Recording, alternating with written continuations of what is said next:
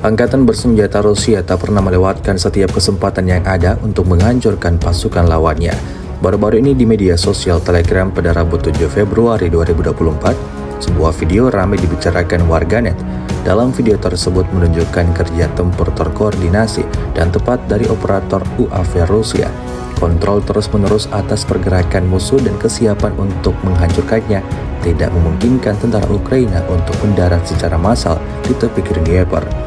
Dapat dilihat dalam rekaman, total ada 2 kapal tentara Ukraina yang berhasil dihancurkan militer Rusia dengan menggunakan granat.